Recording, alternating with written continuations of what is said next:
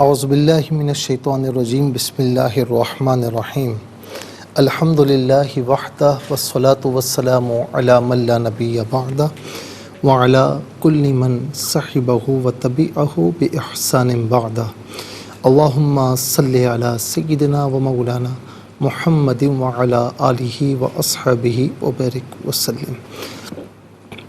محترم ناظرین و سامعین، ویورز اینڈ لسنرز، السلام علیکم ورحمۃ اللہ وبرکاتہ۔ پروگرام قرآن سنیے اور سنائیے کے ساتھ آپ کا میزبان محمد سہیل رضا امجدی آپ کی خدمت میں حاضر ہے۔ ناظرین، ایک کوشچن یہ ہوتا ہے کہ یہ پرندے پالنا جائز ہے یا نہیں۔ ظاہر ہے کہ وہ پرندے جو پل نہیں سکتے تو ظاہر ہے کہ ان کو تو نہیں پالا جا سکتا، لیکن وہ پرندے ہوتے ہیں جو آسانی سے پل جاتے ہیں، جیسے ناظرین ہم دیکھتے ہیں کبوتر ہے، طوطے ہیں، یہ آسانی سے پل جاتے ہیں، اور دیگر کچھ پرندے بھی ہیں جو آسانی کے ساتھ پل جاتے ہیں۔ تو اس میں جو شریعت مطہرہ کا حکم ہے کہ فی نفس ہی پرندے پالنا شرعاً جائز ہے، لہٰذا یہ طوطے، کبوتر اور اس قسم کے تمام پرندے پالنے میں فی نفس ہی شرعاً کوئی قباحت نہیں۔ لیکن ایک بات یاد رکھیں کہ اس میں کنڈیشن یہ ہے کہ پرندوں کو کسی قسم کی تکلیف نہ پہنچائی جائے۔ بعض اوقات طوطے ہیں یا کبوتر ہیں، ان کے پر بعض اوقات خاص طور پر طوطوں کے اس طریقے سے کاٹے جاتے ہیں کہ ناظرین اگر آپ ان کے تھوڑے سے پر اٹھا کر دیکھیں تو خون کے نشانات بھی ملتے ہیں، یعنی اس طریقے سے پر کاٹے جائیں کہ جس میں انہیں تکلیف پہنچتی ہے، تو یہ چیز بھی جائز نہیں۔ اور پھر اس کے ساتھ ساتھ ان پرندوں کا آب و ہوا کے حوالے سے، ایٹماسفیئر کے حوالے سے ناظرین اسی طریقے سے جو ہے وہ ان کو ایسی ایسی غذائیں فراہم کی جائیں جو ان کے لیے اچھی ہوں، تو غذا کے حوالے سے بھی کوئی تکلیف انہیں نہ پہنچائی جائے، یعنی کھانے پینے کے حوالے سے، اور اسی طریقے سے آب و ہوا بھی صحیح طریقے سے انہیں پہنچائی جائے۔ ان کے جو ہے وہ یوں سمجھ دیں کہ جو ان کا نشاط ہے اس حوالے سے بھی ان کا خیال رکھا جائے کہ گاہے بگاہے نہلانے کا بھی انتظام ہو، کیونکہ آپ کو پتہ ہے پرندے گرمیوں میں یعنی نہانے کے اس طرح شوقین ہوتے ہیں۔ آپ نے اکثر دیکھا ہوگا کہ تالاب وغیرہ ہو تو وہاں پر یہ ڈبکے لگاتے ہوئے آپ کو نظر آئیں گے۔ تو کسی حوالے سے کوئی تکلیف نہ ہو، غذاؤں کے حوالے سے کوئی تکلیف نہ ہو۔ لیکن ایک چیز اور بھی ہے کہ جب یہ پرندے وقت کا جو ہے وہ ضیاع کا باعث بنے کہ وقت ضائع کی جائے، یعنی ان کی وجہ سے لوگ اپنے فرائض، واجبات، عبادات میں غفلت کا مظاہرہ کریں، تو اب یہ شوق یقیناً قابل گرفت ہے۔ ظاہر ہے کہ پھر اس صورت میں جو ہے وہ جائز نہیں ہوگا۔ چنانچہ شریعت میں کبوتر پالنا جائز ہے، لیکن کبوتر بازی کرنا یہ حرام ہے، کیونکہ کئی خرافات کا مجموعہ ہے۔ مثال کے طور پر ناظرین، چھت پر ایک عجیب و غریب بے ہنگم انداز میں لڑکے کھڑے ہوئے ہوتے ہیں، ظاہر ہے کہ دوسروں کی بے پردگی کا جو ہے وہ خدشہ ہوتا ہے۔ اسی طریقے سے کبوتر بازی میں یہ ہوتا ہے کہ شرائط لگائی جاتی ہیں، یہ بھی جائز نہیں ہے۔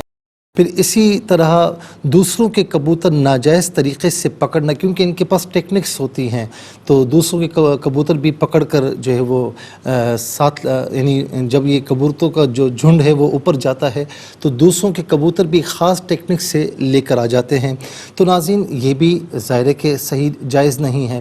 پھر وقت کی بربادی سمیت کئی جہت سے اس میں شیطان کی مداخلت ہے، اسی لیے کبوتر بازی جائز نہیں ہے، اس میں کوئی شرائط لگانا یہ بھی جائز نہیں ہے۔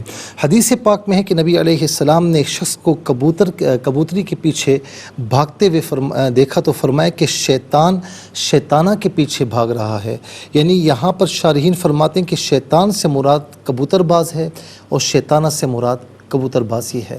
تو ناظرین دونوں چیزیں ہم نے آپ کی خدمت میں عرض کر دیں کہ فی نفس ہی پالنا جائز ہے، ان کی غذاؤں کا، ان کے کھانے پینے کا اہتمام کیا جائے، کسی قسم کی ان کو تکلیف نہ پہنچائی جائے، آب و ہوا کے حوالے سے بھی ان کو صحیح مواقع فراہم کیے جائیں، یعنی وہ اس طرح ہوں کہ آپ کے پاس خوش ہوں، نہ کہ خدا نخواستہ تکلیف پہنچے، یہ تو اس طرح جائز ہے۔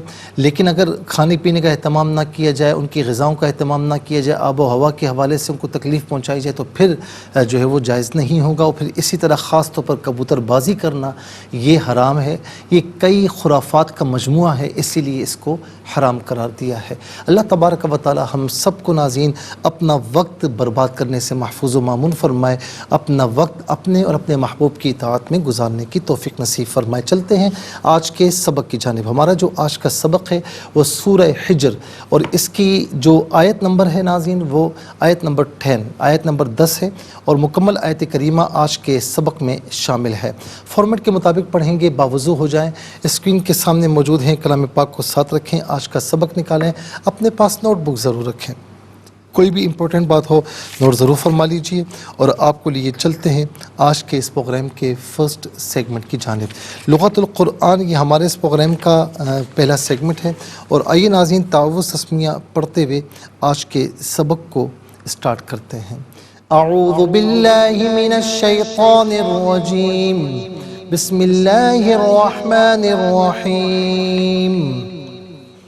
وَلَقَدْ أَرْسَلْنَا مِن قَبْلِكَ فِي شِيَعِ الْأَوَّلِينَ۔ اب یہاں پر آپ دیکھیں اولینا، اور وقف کی صورت میں اولین پڑھیں گے، اور آخر میں علامت وقفے اندر آپ دیکھیں لکھا ہوا ہے 10 آیت نمبر 10 یعنی 10 یہاں پر مکمل ہو رہی ہے۔ کتنے کلمات ہیں؟ واو ایک کلمہ، لا دوسرا، قد تیسرا، ارسلنا چوتھا، من پانچواں، پھر اس کے بعد قبلی چھٹا، اور کا ساتواں، اور فی آٹھواں، شیعی نواں، اور الاولین 10واں۔ کل یہاں پر 10 کلمات موجود ہیں۔ ہر کلمے کو علیحدہ پھر ملا کر پڑھتے ہیں، بغور ملاحظہ فرمائیں۔ وَلَقَدْ وَلَقَدْ أَرْسَلْنَا، ارسلنا میں را ساکن ما قبل حرف پر زبر ہے، را ساکن ہو ما قبل حرف پر زبر یا پیش ہو تو را ساکن کو پر پڑھتے ہیں، زیر ہو تو باریک کر کے پڑھا جاتا ہے۔ ارسلنا من قبلک، من قبلک فی شیعی او الاولین، شیعی میں عین کے نیچے زیر ہے، اس سے الاولین کے لام ساکن کے ساتھ ملائیں گے، درمیان میں سے الف یعنی حمزہ کو حذف کیا جائے گا، اس سے ہم پڑھیں گے فی شیع الاولین، یہاں وقف کریں گے تو فی شیع الاولین پڑھا جائے گا۔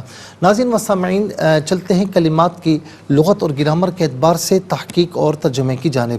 سب سے پہلے جو آج کا سبق ہے ہم وہ لکھیں گے، پھر اس میں جو کلمات ہیں ان میں اسماء افعال حروف کون سے ہیں ان کی ناظرین نشاندہی بھی کی جائے گی، تحقیق و ترجمہ بھی عرض کیا جائے گا، قرآن اور اردو کے حوالے سے کہ وہ کلمات جو عام طور پر آپ قرآن میں پڑھتے ہیں اردو میں بھی یوز کیے جاتے ہیں ان کی بھی نشاندہی ہوگی۔ بسم اللہ الرحمن الرحیم۔ وَلَقَدْ أَرْسَلْنَا مِن قَبْلِكَ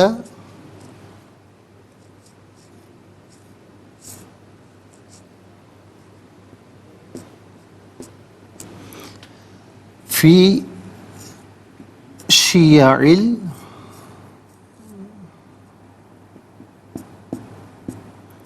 اولین۔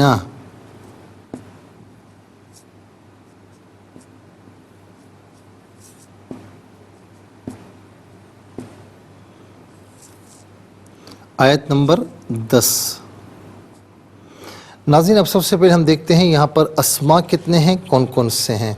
تو پہلا اسم آپ دیکھیں وہ ہے قبلی، دوسرا ہے کا، اور تیسرا ہے شیعی، چوتھا الاولین۔ تو کل یہاں پر ناظرین 4 اسماء ہیں۔ نمبر 1 قبلی،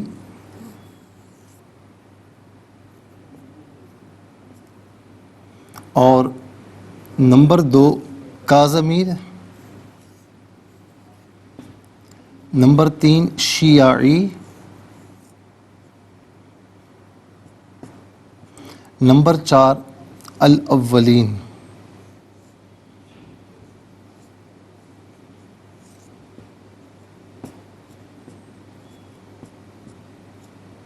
ناظرین یہ 4 اسماء ہیں. اب ہم دیکھتے ہیں افعال کی جانب کہ افعال کتنے ہیں، کون کون سے ہیں. تو مجھے یہاں پر جو نظر آ رہا ہے وہ ایک ہی فعل ہے، ارسلنا. ارسلنا یہ ایک ہی فعل ہے.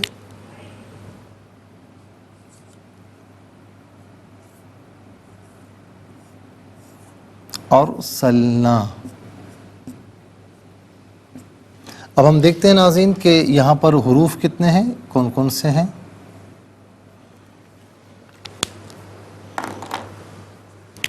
یہاں پر پہلا حرف ہے واو، دوسرا لا، تیسرا قد، چوتھا من، پانچواں فی. کل یہاں پر 5 حروف ہیں. واو، نمبر 2 لا،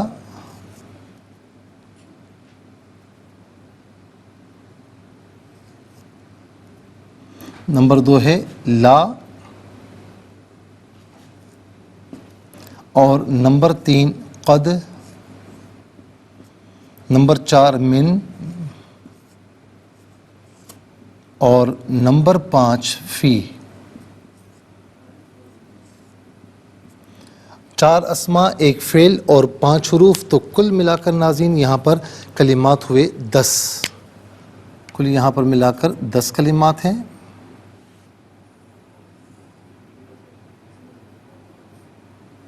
تو سب سے پہلے ناظرین ہم چلتے ہیں اسماء کی جانب. تو پہلا اسم جو آپ دیکھیں وہ ہے قبل. قبل کا معنی ہوتا ہے پہلے، اور بعد کا معنی بعد ہوتا ہے. اور ہم یہ اکثر پڑھتے ہیں نا، نماز پڑھیے قبل اس کے کہ آپ کی نماز پڑھی جائے. نماز پڑھنا شروع کر دیں قبل اس کے کہ موت واقع ہو، پھر آپ کی نماز جنازہ پڑھی جائے. تو قبل کا معنی ہوتا ہے پہلے. یہ عام طور پر ناظرین قبل ہم جو ہے وہ اردو میں استعمال کرتے ہیں. مجھ سے قبل فلاں شخص آئے، ہم کہتے ہیں قبل اس کے کہ میں یہ بات کہتا لیکن فلاں نے یہ بات کہتی. تو یہ عام طور پر اردو میں استعمال ہوتا ہے. ہم انشاءاللہ مزید پروگرام کو آگے بڑھاتے ہیں، لیکن ہمیں جانا ہے بریک کی جانب. کہیں جائیے گا مت، ملاقات ہوگی مختصر سے بریک کے بعد. ویلکم بیک ناظرین و سامعین، چلتے ہیں آج کے پروگرام کی جانب. اور یہاں پر ناظرین ہم آپ دیکھ رہے ہیں کہ سبق بھی لکھ چکے ہیں، اسماء، افعال، حروف بھی لکھ چکے ہیں، اور اب ہم ان کی تحقیق و ترجمہ بھی آپ کی خدمت میں عرض کر رہے ہیں.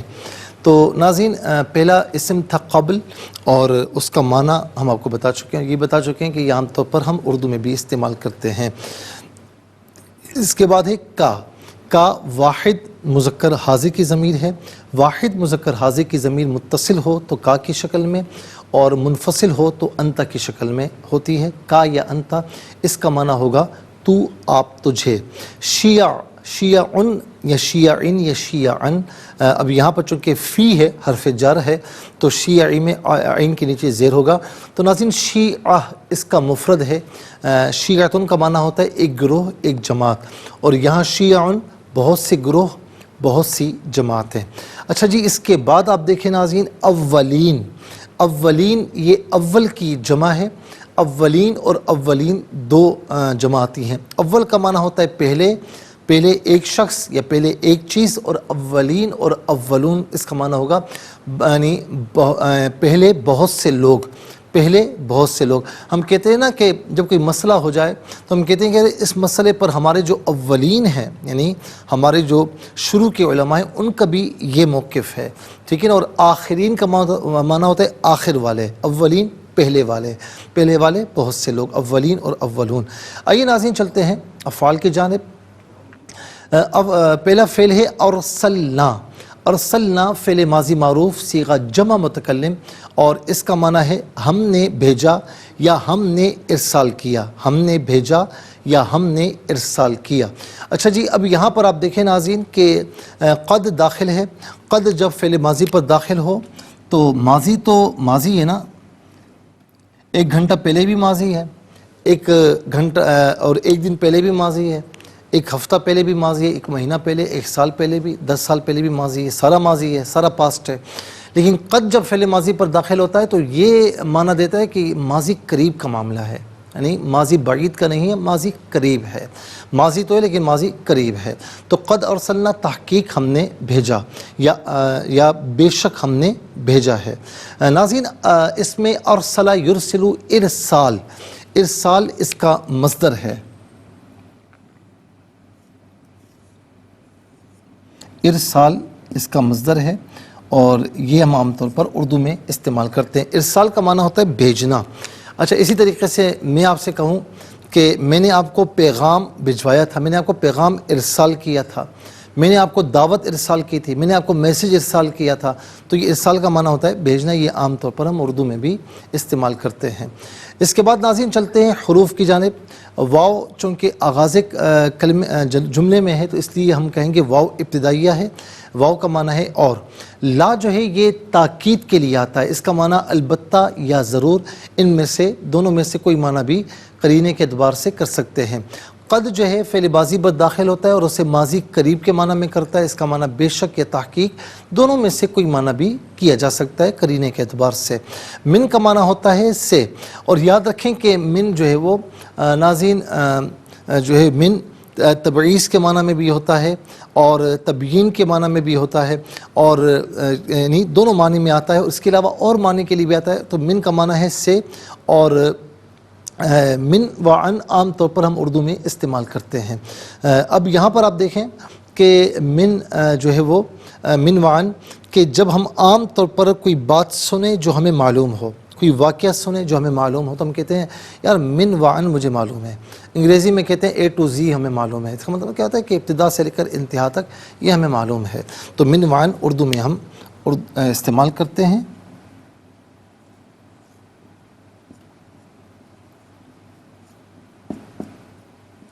اور زیادہ قرین قیاس یہ کہ یہ من یہاں پر تبیین کے لیے، بیانی کے لیے ہے۔ اچھا، اس کے بعد ناظرین آخر میں دیکھیں فی ہے۔ فی جو ہے یہ ظرف کے لیے آتا ہے، چاہے جو ہے وہ ظرف مکان ہو چاہے ظرف زمان ہو۔ اس کا معنی ہوتا ہے میں، اس کا معنی ہوتا ہے میں، جیسے فی المسجد، مسجد میں یہ ظرف مکان کی مثال ہے۔ فی الصبح، صبح میں یہ ظرف زمان کی مثال ہے۔ ناظرین یہاں پر آپ دیکھیں کہ 10 کلمات میں کل 3 کلمات ایسے ہیں جو عام طور پر ہم اردو میں استعمال کرتے ہیں۔ کون کون سے؟ نمبر 1 قبل، نمبر 2 ارسلنا میں ارسال، نمبر 3 من میں منوان۔ آئیے حروف کو آپس میں ملا کر کلمہ، کلمات کو آپس میں ملا کر جملہ، کلام یا آیت کیسے بنا کرتے ہیں، تو آئیے ملاحظہ فرمائیے۔ واو زبر وا، لام زبر لا، قاف دال زبر قد، ولقد، حمزہ را زبر اور، سین لام زبر سل، نون الف زبر نا اور سلنا، میم نون زر من، قاف با زبر قب، لام زر لی، کاف زبر کا، من قبلی کا، فا یا زر فی، شین زر شی، یا زبر یا، عین لام زر عل، فی شی یا عل، حمزہ واو زبر او، واو زبر وا، لام یا زر لی، نون زبر نا، فی شی یا عل اولین۔ اب یہاں وقف کریں گے تو فی شیع الاولین، وَلَقَدْ أَرْسَلْنَا مِن قَبْلِكَ فِي شِيَعِ الْأَوَّلِينَ۔ آئیے ناظرین چلتے ہیں تلاوت کی جانب۔ سب سے پہلے ہم تلاوت کریں گے ترتیل کے ساتھ، اور یاد رکھیں ناظرین کہ ایک تلاوت ہوتی ہے ترتیل کے ساتھ جسے ہم کہتے ہیں انتہائی ٹھہر کر پڑھنا۔ قرآن کریم میں ہے وَرَتِّلِ الْقُرْآنَ تَرْتِیلًا، قرآن کو انتہائی ٹھہر ٹھہر کر پڑھا کرو۔ اور عام طور پر یہ جو محافل ہوتی ہیں، کوئی محفل ہوتی ہے، تو اس کے آغاز میں جو تلاوت قرآن کریم ہوتی ہے اسے عام طور پر ترتیل کہتے ہیں۔ پھر اس کے ساتھ ناظرین ایک ہوتی ہے جو ہے وہ ایک ہوتی ہے حدر، یعنی قدر جلدی پڑھنا لیکن کوئی تلفظ، کوئی مخرج مس نہ ہو جائے، اور ہر کلمے کو الگ الگ یعنی بالکل نکھار کر پڑھا جائے، اسے عام طور پر حدر کہتے ہیں کہ قدر جلدی ہو لیکن کوئی مخرج، کوئی تلفظ، کوئی مدہ وغیرہ مس نہ ہو۔ اسی طریقے سے ایک ہوتا ہے تدویر، یہ ترتیل اور حدر کی درمیانی رفتار ہے، یعنی ترتیل انتہائی ٹھہر کر پڑھنا، اور حدر قدر جلدی پڑھنا لیکن کوئی مخرج تلفظ وغیرہ مس نہ ہو، اور تدویر یعنی نہ ترتیل کی طرح بہت آہستہ ہو نہ حدر کی طرح تھوڑا جلدی ہو، درمیانی رفتار۔ جیسے عام طور پر ناظرین جب ہم تدویر کی بات کرتے ہیں تو یہ عام طور پر فرض نماز میں آپ امام صاحب جو پڑھتے ہیں یہ تدویر ہے، اور تراویح میں جو پڑھا جاتا ہے یہ حدر ہے عام طور پر۔ تو چلتے ہیں ناظرین، سب سے پہلے ہم ترتیل کے ساتھ تلاوت کرتے ہیں۔ اعوذ باللہ من الشیطان الرجیم، بسم اللہ الرحمن الرحیم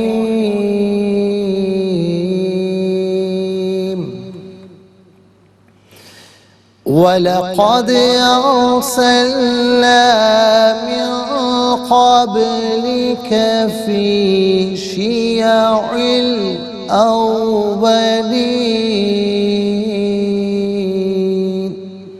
اب ہم پڑھیں گے ناظرین حدر کے ساتھ.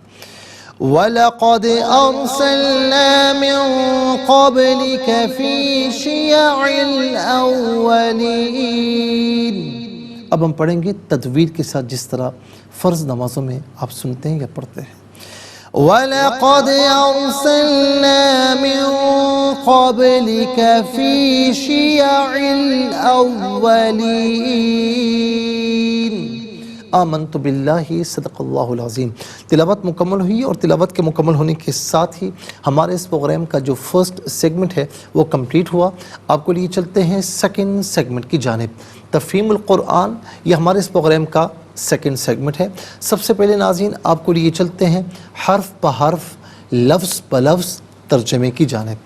وا اور لا البتہ، قد بے شک، اور سلنا ہم نے بھیجا، من سے قبلی پہلے، کا آپ، فی میں، شیعی گروہوں، الاولین پہلے. ناظرین و سامعین یہ حرف بحرف ترجمہ لفظ بلفظ ترجمہ. اب آپ کو لیے چلتے ہیں آسان فہم بامحاورہ ترجمے کی جانب. وَلَقَدْ أَرْسَلْنَا مِن قَبْلِكَ فِي شِيَعِ الْأَوَّلِينَ. اور بے شک ہم نے آپ سے پہلی امتوں میں بھی رسول بھیجے تھے. اور بے شک ہم نے آپ سے پہلی امتوں میں بھی رسول بھیجے تھے. ناظرین و سامعین یہ آسان فہم بامحاورہ ترجمہ. اب انشاءاللہ مزید پروگرام کو آگے بڑھاتے لیکن ہمیں جانا ہوگا بریک کی جانب. کہیں جائے گا مت، ملاقات ہوگی مختصر سے بریک کے بعد. ویلکم بیک ناظرین و سامعین، چلتے ہیں آج کے پروگرام کی جانب. اور ناظرین ہم آپ کی خدمت میں جو تفسیر عرض کریں گے وہ آیت نمبر 6 سے لے کر 8 تک کی تفسیر ہم انشاءاللہ عرض کرنے کی کوشش کریں گے. آیت نمبر 6 میں رب کریم کیا فرما رہا ہے؟ وَقَالُوا يَا أَيُّهَا الَّذِي نُزِّلَ عَلَيْهِ الذِّكْرُ إِنَّكَ لَمَجْنُونَ. آیت نمبر 7 لَوْ مَا تَأْتِينَا بِالْمَلَائِكَةِ إِن كُنْتَ مِنَ الصَّادِقِينَ. آیت نمبر 8 مَا نُنَزِّلُ الْمَلَائِكَةَ إِلَّا بِالْحَقِّ وَمَا كَانُوا إِذًا مُنظَرِينَ. اب تینوں کا ترجمہ ہم آپ کی خدمت میں عرض کر رہے ہیں. اور انہوں نے کہا اے وہ شخص جس پر نصیحت نازل کی گئی ہے، یعنی قرآن نازل کیا گیا ہے، بے شک تو ضرور دیوانہ ہے. اگر تم سچے ہو تو ہمارے پاس فرشتوں کو کیوں نہیں لاتے؟ ہم فرشتوں کو صرف حق کے ساتھ نازل کرتے ہیں، اور اس وقت جب وہ نازل ہوں گے تو ان کو مہلت نہیں دی جائے گی، یعنی یہ اعتراض کرنے والوں کو مہلت نہیں دی جائے گی. ناظرین کفار کا آپ کو مجنون کہنا کوئی یہ نئی بات نہیں تھی. اس سے پہلے 2 آیات میں اللہ تعالیٰ نے کفار کو زجر و توبیخ اور تہدید کی تھی، یعنی ڈانٹ ڈپٹ کی تھی. اور اس آیت میں ان کے شبہات کو ذکر کر کے ان کے جوابات عطا فرمائے. مشرکین مکہ آپ کا مذاق اڑاتے ہوئے اور استہزاء کرتے ہوئے یہ کہا کرتے تھے کہ آپ مجنون ہیں، آپ دیوانے ہیں. اور اس کی وجہ یہ تھی کہ نزول وحی کے وقت آپ پر جو کیفیات طاری ہوتی تھی وہ غشی کے مشابہ ہوتی تھی، اور یعنی زیادہ اس وجہ سے آپ کو وہ مجنون کہتے تھے. ان کے نزدیک یہ بہت بعید تھا کہ ان کی طرح پیدا ہونے والا انہی کی قوم کا ایک فرد ہو جو کھاتا پیتا بھی ہو، شادی شدہ بھی ہو، اس کی اولاد بھی ہو، اور وہ اللہ کا رسول برحق ہو اور اس پر اللہ کا کلام نازل ہوا ہو. تو وہ سمجھتے تھے ایسا نہیں ہو سکتا.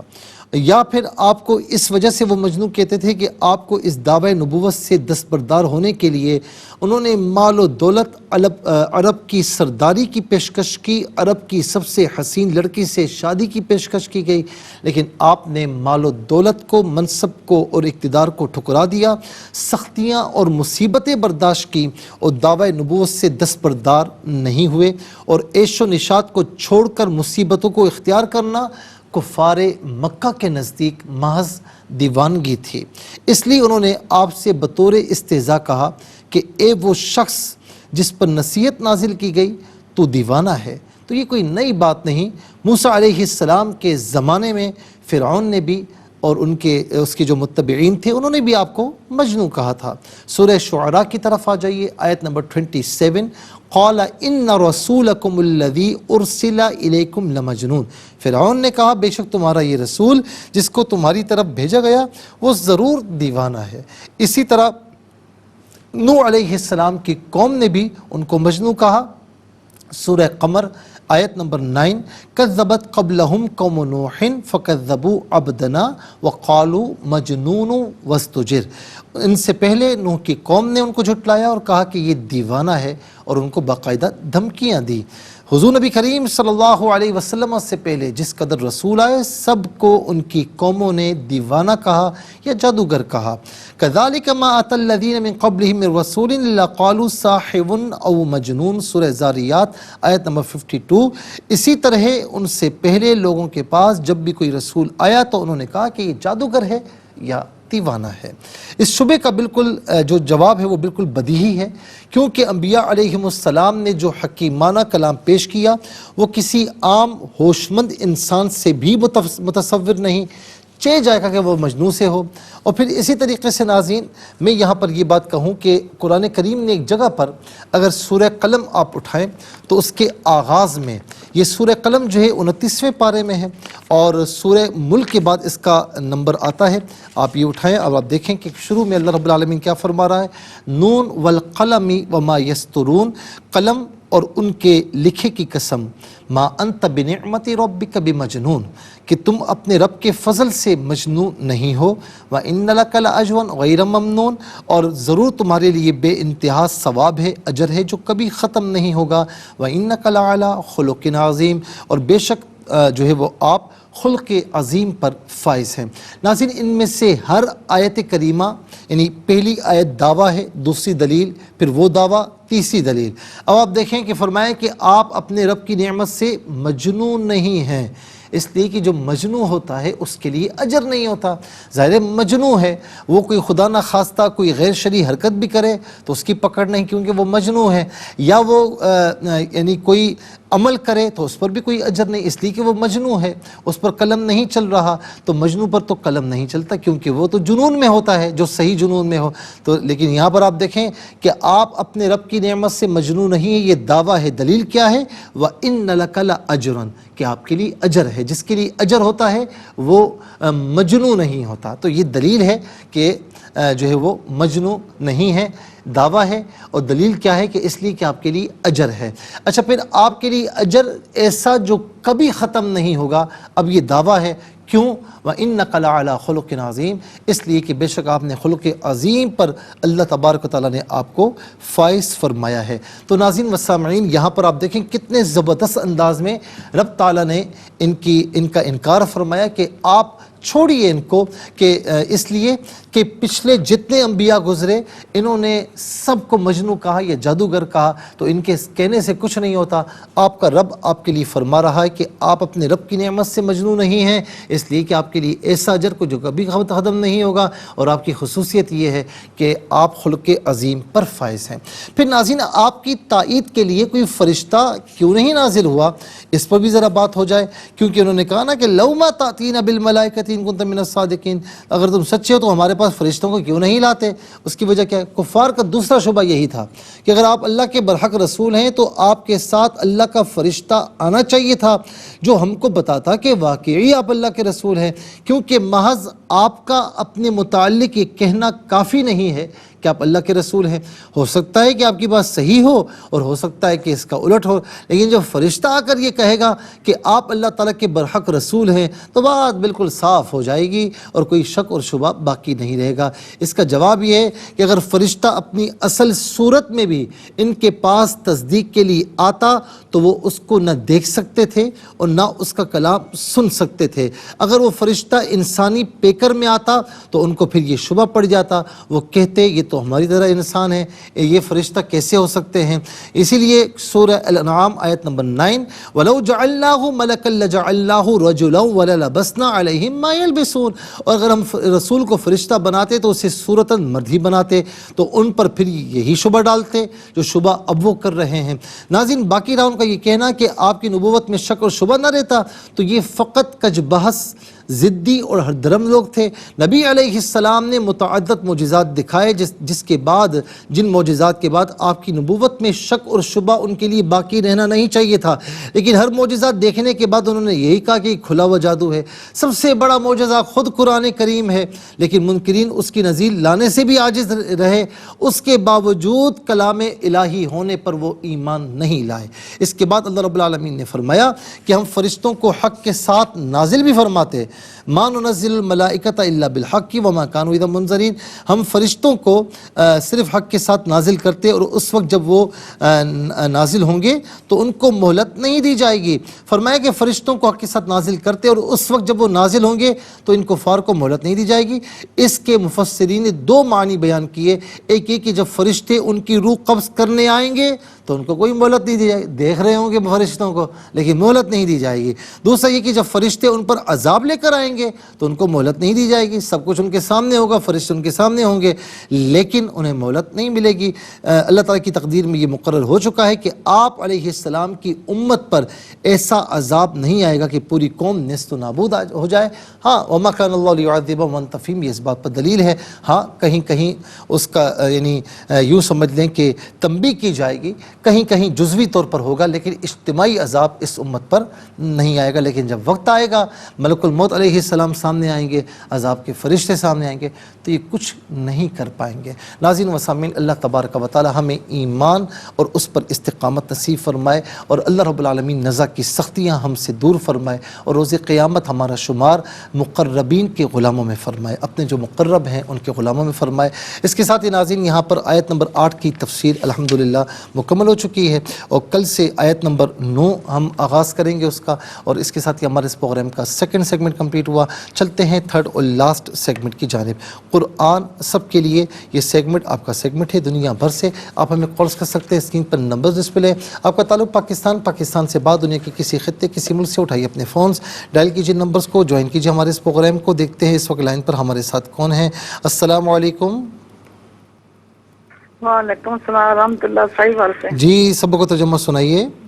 بسم اللہ الرحمن الرحیم وَلَقَدْ أَرْسَلْنَا مِنْ قَبْلِكَ فِي من قبلک شیع الاولین۔ الاولین۔ ترجمہ، جی سنائیں۔ بے شک اور بے شک اور بے شک اور بے شک ہم نے آپ سے پہلی امتوں میں بھی رسول بھیجے تھے۔ جزاک اللہ خیر۔ السلام علیکم۔ السلام علیکم ورحمۃ اللہ۔ السلام ورحمۃ اللہ۔ جی کہاں سے؟ صحیح بات سے۔ بسم اللہ الرحمن الرحیم وَلَقَدْ أَرْسَلْنَا مِن قَبْلِكَ فِي شِيَعِ الْأَوَّلِينَ۔ ترجمہ، اور بے شک ہم نے آپ سے پہلی امتوں میں بھی رسول بھیجے تھے۔ جزاک اللہ خیر۔ السلام علیکم۔ وعلیکم السلام۔ جی آپ کی آواز کم آ رہی ہے، کہاں سے؟ زمن ہو سے مسرت۔ جی سنائیے۔ اعوذ باللہ من الشیطان الرجیم، بسم اللہ الرحمن الرحیم وَلَقَدْ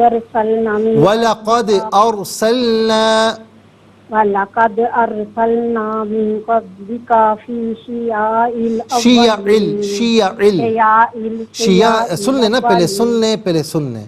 شیع الاولین۔ دیکھیں آپ نے سنا تو صحیح کر لیا نا۔ جی سنائیں، ترجمہ سنائیں۔ بے شک ہم نے آپ سے پہلی امتوں میں بھی رسول بھیجے تھے۔ اس کو ذرا شیع کو ذرا صحیح کر لیجیے گا۔ جزاک اللہ خیر۔ السلام علیکم۔ وعلیکم السلام ورحمۃ اللہ۔ جی کہاں سے؟ راولپنڈی سے۔ سنائیے۔ اعوذ باللہ من الشیطان الرجیم، بسم اللہ الرحمن الرحیم وَلَقَدْ أَرْسَلْنَا مِن قَبْلِكَ فِي شِيَعِ الْأَوَّلِينَ۔ ترجمہ، اور بے شک ہم نے آپ سے پہلی امتوں میں بھی رسول بھیجے تھے۔ ماشاء اللہ، جزاک اللہ خیر۔ السلام علیکم۔ وعلیکم السلام بیٹا، جیتے رہے. جی اماں کیسی ہیں؟ خیریت سے ہیں؟ الحمدللہ بیٹا، وہ کمر کا درد ہے تو لیٹ اللہ تعالیٰ آپ کو نہیں صحت بیٹھ کاملہ سکتی. عاجل عطا فرمائے. سب ہماری اماں کے لیے دعا کریں. یہ بہت پرانی پڑھنے والی ہیں ماشاءاللہ، کالر ہیں. اللہ تعالیٰ ان کو صحت نصیب فرمائے. میں پڑھتا ہوں آپ 9 اسے سال ہو گئے بیٹا، 9 جی سال ہو گئے ہمیں، 9 سال ہو گئے ہمیں. نہیں اللہ تعالیٰ آپ کو خوش رکھے، سلامت رکھے، آپ کو صحت عافیت کے ساتھ طویل زندگی عطا فرمائے. میں پڑھتا ہوں اور آپ اسے دہرا لیجئے. بسم اللہ الرحمن الرحیم. بسم اللہ الرحمن الرحیم. وَلَقَدْ أَرْسَلْنَا وَلَقَدْ أَرْسَلْنَا مِن قَبْلِكَ من قبلك فِي شِيَعِ في شيع الْأَوَّلِينَ. الأولين. جزاک اللہ خیر. السلام علیکم. جی کہاں سے؟ آپ کی آواز بہت آہستہ آ رہی ہے. کہاں سے؟ محمد پور سے. محمد پور سے. جی سبق کا ترجمہ سنائیے. من الشیطان الرجیم. آپ کی آواز مجھے نہیں آ رہی. فی شیع الاولین. ترجمہ سنائیں.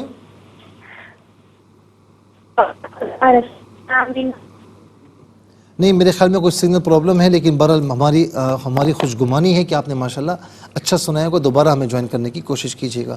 السلام علیکم. وعلیکم السلام ورحمۃ اللہ. جی کہاں سے؟ راولپنڈی. جی سنائیے.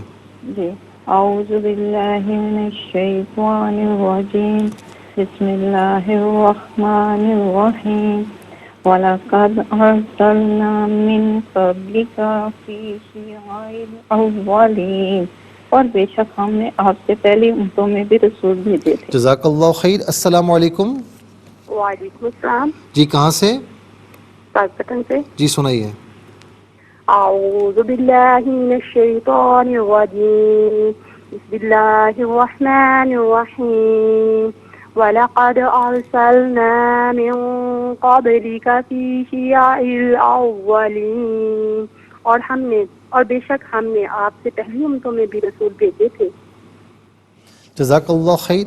ناظرین و سامعین، اس کے ساتھ ہی ہمارے اس پروگرام کا وقت اپنے اختتام کو پہنچا. یہ پروگرام جسے آپ روزانہ علاوہ ہفتے اتوار کے سپہر 4 بجے سے لائیو اور پاکستانی وقت کے مطابق صبح 7 بجے سے ریپیٹ ٹیلی کاسٹ میں یہ پروگرام آپ دیکھا کرتے ہیں. فیڈ بیک سے ضرور آگاہ کیجیے گا. QSAS@RYQTV.tv اور یوٹیوب پر آپ اسے قرآن سنیے اور سنائی کے نام سے ضرور سرچ کیجیے. جس ڈیٹ کا آپ چاہتے ہیں سرچ کریں، اس پروگرام سے مستفیض ہوں اور اوروں کو بھی ترغیب دیجیے. زندگی رہی تو انشاءاللہ کل سیم ٹائم آپ کی خدمت میں پھر حاضر ہوں گے. اس وقت کے لیے آپ سے اجازت چاہیں گے. پروگرام قرآن سنیے اور سنائیے کے میزبان محمد سہیل رضا امجدی اور ARYQTV کی پوری ٹیم کو دیجیے اجازت اس دعا کے ساتھ کہ اللہ رب العالمین آپ کا ہم سب کا حامی و ناصر رہے. السلام علیکم ورحمۃ اللہ وبرکاتہ.